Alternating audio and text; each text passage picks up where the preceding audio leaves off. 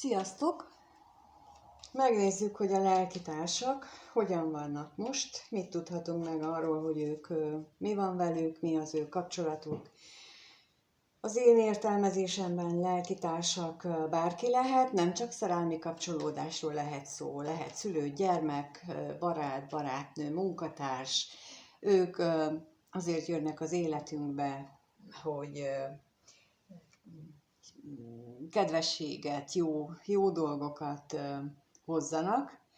Velük könnyű a kapcsolódás, nem igazán szokott közöttük olyan nagy probléma lenni, olyan nagy összetűzés, illetve nem mindig van ez így. Van, amikor kifejezetten olyan nagy súrlódás van közöttük, ami nehezen leküzdhető. Ha olyan karmikus feladatuk, vagy olyan közös karmájuk van például, akkor lehetséges olyan, hogy szülőgyermekként érkeznek erre az inkarnációra, és ez a itteni rokoni kötődés, ez a nagy szeretett kapcsolatnak a feladata az, hogy segítse őket ezt a nehéz karmát ledolgozni. Ők is lehetnek ilyen lelkitársak, tehát ezt csak úgy elmondtam, hogy ennyiféle fajta típussal találkoztam már, és bárki lehetséges, de most akinek itt az energiája, arra vagyunk kíváncsiak, hogy náluk mi a jelenlegi helyzet a kapcsolatban. Erre kérnék szépen a segítőjéntől, hogy mi a helyzet ebben a kapcsolódásban.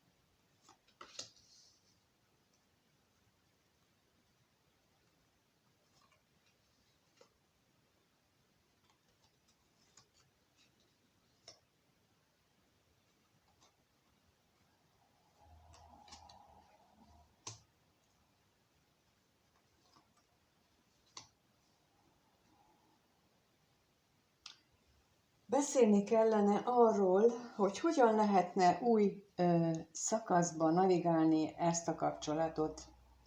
Hát körülbelül szó szerint ezt kaptam itt közben, miközben raktam ki.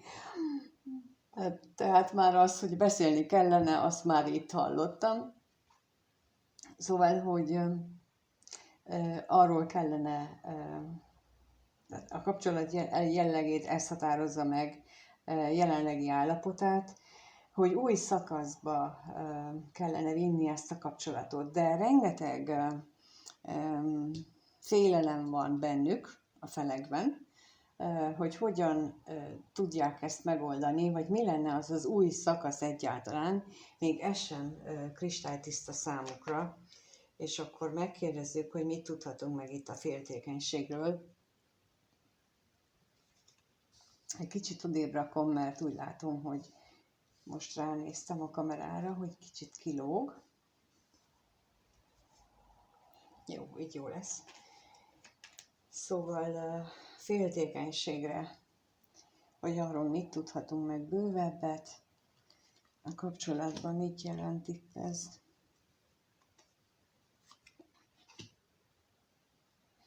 És a látogatásra is kérek akkor.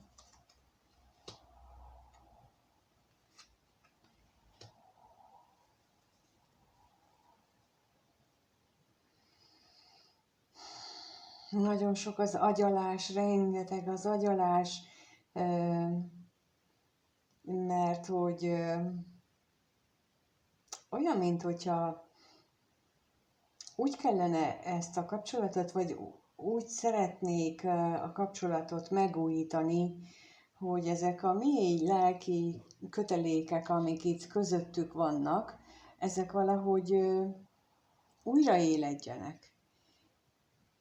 Tehát itt most nem arról jött ki, vagy nem az jött ki, hogy itt a szerelem virágozzon újra, hanem a közöttük meglévő kapcsolódás az, ami lélekkapcsolódás az, aminek jó lenne újra teret adni ebben a kapcsolatban, ebben a kötelékben, és akkor az üzenetre kérnék szépen, hogy az mit jelent itt.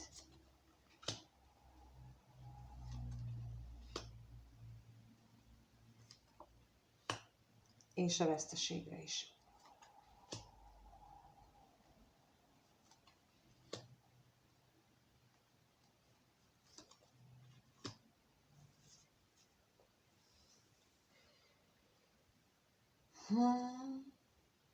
Érdekes, mert ebből most nekem az jön, hogy arról szeretnének beszélni, hogy azok a veszteségek, amik így a kommunikáció nélküliségben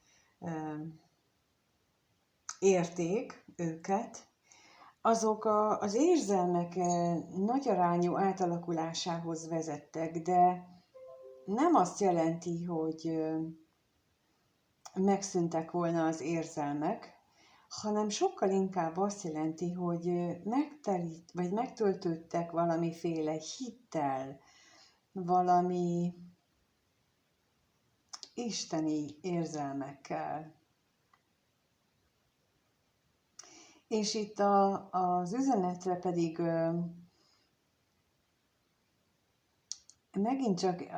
megint ennek az alátámasztását érzem, hogy a kommunikációban jó lenne arról beszélni, hogy milyen hirtelen dolgok jöttek és mentek el ebből a múlthoz képest.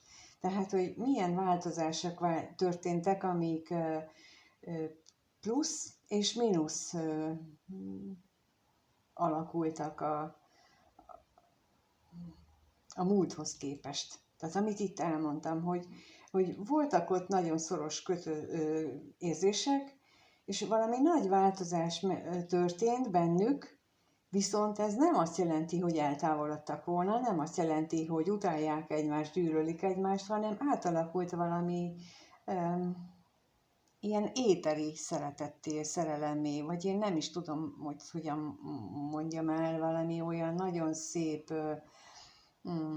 szépet látok és érzek itt ezzel kapcsolatosan, olyan tényleg ilyen napsütéses érzés van bennem, ahogyan ez itt átalakult. És hogy ennek az átbeszélése, és itt is azt mondja, hogy a lelki eltávolodás, vagy a léleknek az átalakulásáról kellene, vagy amiatt lenne jó a kapcsolatot más szintre emelni, hogy azt meg tudják beszélni és élni. Hát megnézzük akkor, hogy ők mit gondolnak egymásról, ez a lelkitárs pár. Itt férfivel és nővel jelölt tagokat, vedd úgy, ahogyan szerinted nektek való, de én akkor itt férfinek és nőnek nevezem majd, jó? Tehát, hogy mit gondol a férfi a női párjáról, mit gondol ebben a kapcsolatban, mit gondol a férfi a nőről? És mit gondol a nő a férfiről?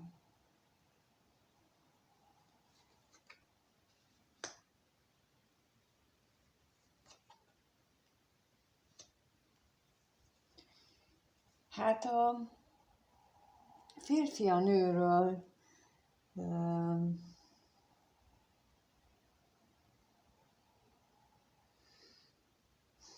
olyan, mintha ő ilyen függőségszerűen ragaszkodna ehhez a nőhöz, mint hogyha nem tudna nélküle létezni. Olyan nem kap nélküle levegőt, nem tudom ezt így szavakban önteni. Tehát nélküle a világ olyan széteső félben levő világa. Megkérdezzük, hogy milyen plusz információ jöhet a hamisságról. Nagyon érdekes érzés ez egyébként.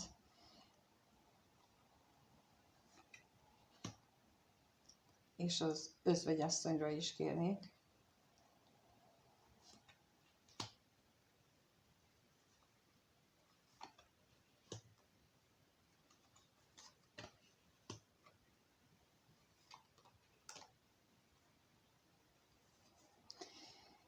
Tehát ez a hamisságra, ugye, amit kértem, az egy olyan...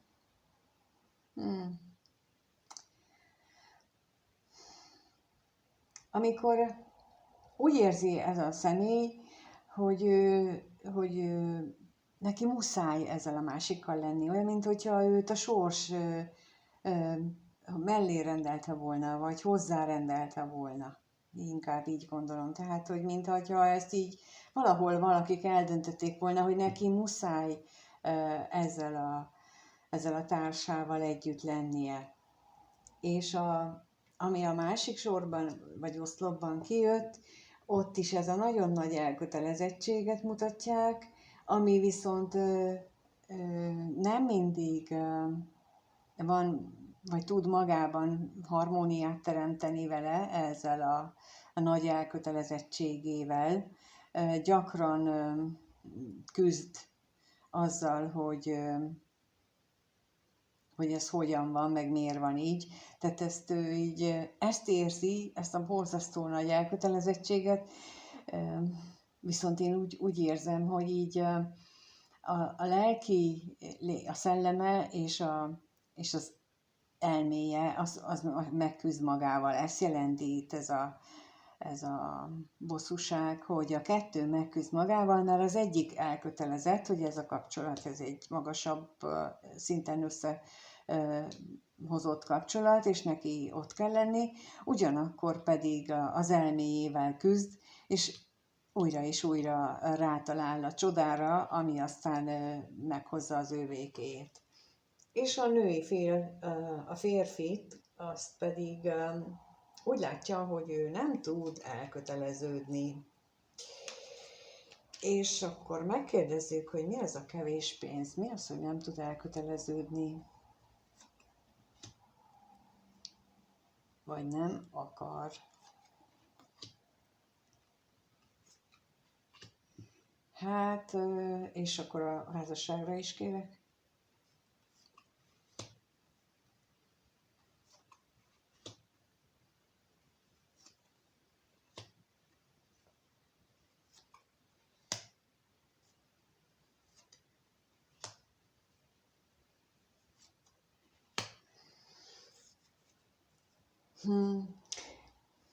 Nem is biztos, hogy arról van szó, hogy nem tud elköteleződni, lehet, hogy nem is akar elköteleződni, bár beszél arról, hogy nagyon sok vágya van, nagyon sok reménye van, ugyanakkor pedig a tettei nem biztos, hogy ezt mutatják, mert itt megint ugye arról beszél, hogy nem, ez az elköteleződés, ez a kapcsolatnak a felvállalása, ez nem egyértelmű, meg nem játszik most, de mégis ott van a gondolataiban az, hogy ő nagyon szeretné találkozni, nagyon szeretné ezt a kapcsolatot, nagyon szeretné megélni ezeket az együtt töltött pillanatokat, az érzést, amit ez a találkozás és minden, ami vele jár, szenvedélyes együttlét kivált benne. Tehát, hogy ő ezt gondolja a férfiról, hogy ez a kettősség van, hogy vágyik, szeretne, de mégsem kész arra, hogy mélyebben elköteleződjön, úgyhogy úgy látja, hogy ez a férfi, ez csak ilyen nagyon felszínes kapcsolódásban gondolkodik, és nem ez a mélyben, amit ő ebből le tud szűrni magának, ki tud gondolni magának. Ugyanakkor megláttuk, hogy a férfi meg nem így gondolja, tehát ő úgy gondolja, hogy valami égi elrendeltetés folytán nekik együtt kell lenniük. De akkor megnézzük, hogy ők mit éreznek egymás iránt, ez a pár, és kettőt kérnék szépen arra, hogy mit érez a férfi a nő iránt. Erre kérnék szépen kettőt, hogy mit érez a férfi a nő iránt.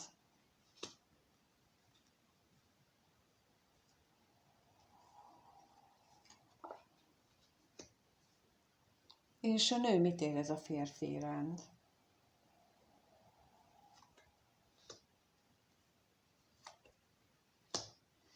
Hát a férfi úgy gondolja, hogy annyira jó lenne már, hogyha a köztük lévő távolság az csökkenne, sőt, el is tűnne, hogyha nem kellene titkolózni, hogyha szabadon kinyilváníthatná az ő érzéseit, és megkérdezzük akkor, hogy mik ezek az érzések konkrétan, megtudhatunk erről valamit bővebben, a tolvajra kérek. Hát, megtudhatunk róla bővebben. A katonatisztre is kérek.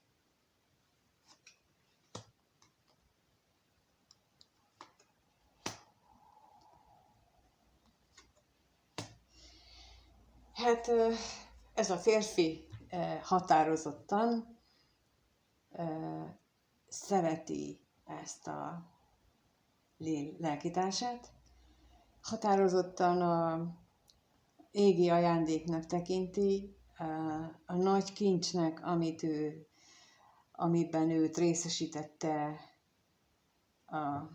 az ég. Nagyon-nagyon mély érzései vannak a másik fél felé, függetlenül attól, hogy jelenleg távolság van közöttük, és ez a lelki kapcsolódásukban kisebb-nagyobb veszteséget okozott, és mégis ennek ellenére a köztük lévő összeköttetés az megvan. Stabilan ott van, elszakíthatatlanul, bármi is van, bárhogyan is van, érzi, tudja, hogy ez az ő kapcsolatuk az egy ilyen nagyon elszakíthatatlan, ott meglévő kapcsolat. És akkor a nő részéről pedig kijött az, hogy a férfival kapcsolatosan vannak benne kétségek, bizonytalanságok, és akkor erre kérnék szépen, hogy mi ez az ellenség itt, hogy miért vannak benne ilyen kétségek, mik ezek a kétségek. Az előbb is láttuk már, hogy ő nem biztos, hogy jól ítéli meg ezt a párját, és továbbra is úgy látom, hogy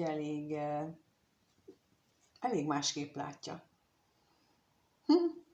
Érdekes, mert a nő részéről itt úgy látom, hogy ahogyan ők egymással kommunikálnak, azt a nő úgy látja, hogy az nem egyértelmű, hogy abba az alapján nem lehet kiigazodni, és az neki nem elég, amit a férfi mond.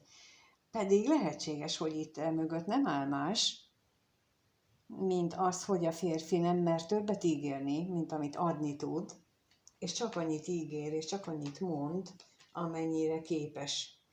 Függetlenül attól, hogy ezt érzi, ezt a nagyon mély belső érzelmei vannak, de hogy megadni nem tud többet, és csak ezt a kellemes együttléteket, és ezért ettől többet nem mond, lehet, hogy ez kevesli a női fél, és akkor a váratlan örömre kérnék szépen még.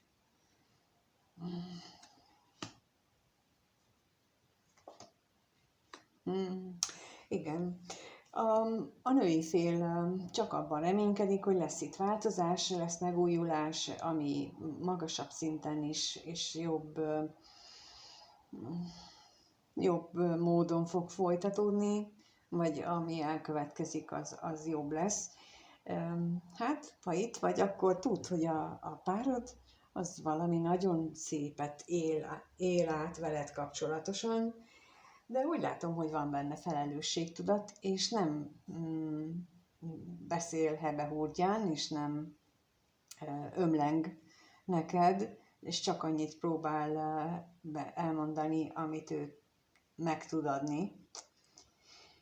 Függetlenül attól, hogy mondjuk ez milyen fájdalomba kerül neki. Na, de lássuk, hogy fog-e változni ez a kapcsolat a következő 1-2 hétben, mire lehet számítani ebbe a kapcsolatban, hogyan fog változni ez a lelkitársi kapcsolat.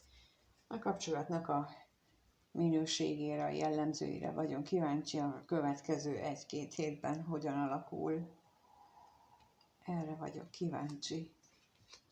Hogyan alakul az ő kapcsolatuk?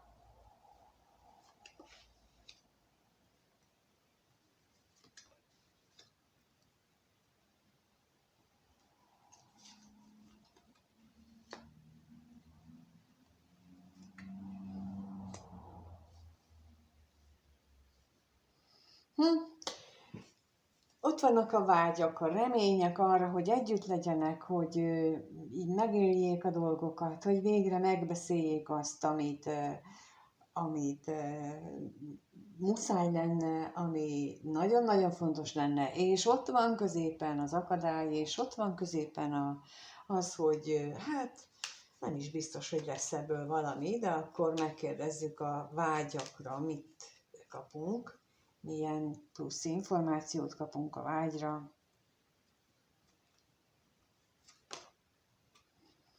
Ő jönni akart mindenképpen, és akkor az örvendezésre is kérjek.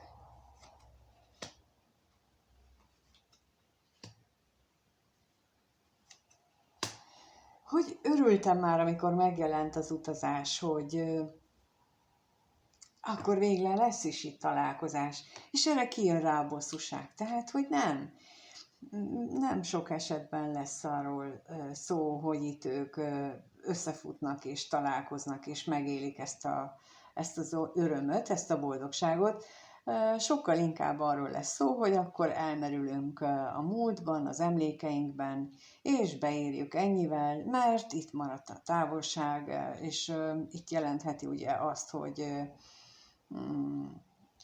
a nő is várakozik, meg a férfi is várakozik, mindegyik arra vágyik, hogy találkozzanak, hogy megtörténjen ez a csodás esemény, és nem úgy mutatják a lapok, hogy megtörténik, de akkor megnézzük az ellenséget, hogy mi okozza itt köztük a problémát. Erre kérdezek rá. Az ellenség mit jelent itt?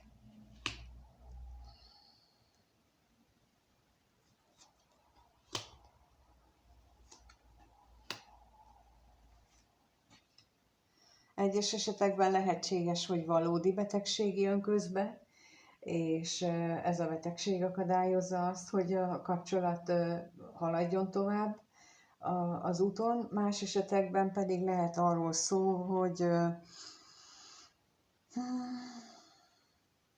olyan bizonytalansági tényező, olyan faktor lép be, ami függőséghez kapcsolódik, ami kapcsolódhat például ahhoz, hogy valamelyiküknek olyan kötődése van, kötöttsége van, amit nem tud, vagy nem akar otthagyni, de lehetséges olyan is, hogy valamelyik őjük nem tud igazat mondani. Ezt most úgy gondolom, hogy úgy nem tud igazat mondani, hogy megbeszéljük azt, hogy találkozunk, és mégsem jön el. Ez a nem tud igazat mondani, hogy nem tudja, amikor beszélnek róla, hogy akkor találkozunk, akkor nem tudja ott és akkor azt mondani, hogy én nekem ez nem fog menni, hanem megbeszéljük, hogy oké, akkor holnap itt és ott és amott, és akkor és oda már nem megy el. És mielőtt ezt így felhördülnétek rajta, hogy micsoda egy szemét, én azt az oldalát is megvizsgálnám ebben az esetben, hogy nem biztos, hogy szemét, hanem lehet, hogy ott akkor, amikor a beszélgetés, vagy ennek a találkozásnak a megbeszélése folyik, akkor ő maga is olyan mélyen benne van az érzésekben, olyan nagyon átengedi magán ezt a vágyat, amit itt érez, és amit én is így érzékelek rajta, hogy ő ott nem tudja azt mondani, sőt, 100%-osan el is hiszi, hogy ő menni akar. És nem azért mondja, hogy nem menni akar, mert ő nem akar menni, hanem azért mondja, mert ő tényleg menni akar. 100%-osan megvan benne a szándék. És másnap, amikor végül, vagy harmadnap, vagy tök mindegy mikor, amikor végül mondjuk nem megy el, akkor nem azért nem megy el, mert elmúlt belőle ez a mérhetetlen vágy, hanem azért, mert az egója felülkerekedik. És ilyen például nagyon sokszor látok, és nem csak ilyen téren, hanem amikor önismereti munkám csinálunk, én is, amikor csinálok, akkor időnként az egóm azt mondja, hogy tehát én ezt tudom, hát nehogy már ezzel foglalkozzál, nehogy már elhidd. És akkor hajlamosak vagyunk felülni az egónak, pedig valahol mélyen legbelül tudjuk, hogy az a másik gondolat az lenne a helyes. Hogy amikor abba belekezdtünk, akkor azt nem véletlenül mondtuk, azt nem véletlenül ígértük meg. De a logikus énünk az képes meggyőzni a hülyeségről is bennünket. És itt ezt érzem, hogy egy ilyen ok miatt mondjuk nem valószínű, hogy ez a találkozás sok nézőnél megtörténik. Úgyhogy úgy látom, hogy ebben a kapcsolatban ez a következő helyzet, a kapcsolatnak a következő helyzete. Talán így a másik félre, így most, hogy ezt a példát mondtam, talán így egy kicsit másképp, más szemmel is néztek, mert lényeges, hogy képesek legyünk nézőpontot váltani mindig, ez egy nagyon fontos az önismereti munkában, és hogy képesek legyünk egy másik ember szemével is látni magunkat. Ez egyik alapfeltétele annak, meg az is, hogy azt mondjuk, hogy ott azt nem jól csináltam. Ez a hiba beismerő képességnek nevezik, hogy elismerjük a saját hibánkat, nem szidjuk magunkat, csak beismerjük, hogy az ottan nem úgy kellett volna csinálni, de akkor is a következőben viszont törekszem, hogy ezt kikerüljem. Köszönöm szépen, hogy itt voltatok. Ha egyénit szeretnétek, akkor a leírásban megtaláltok minden információt. Köszönöm, hogyha megosztjátok, hogy ti találkoztatok-e már ilyennel magatok életében, hogy így az egótok, az elmétek az felülbírált valamilyen dolgot. Ha ezt is megosztjátok, köszönöm, és mindenkinek minden jót kívánok. Sziasztok!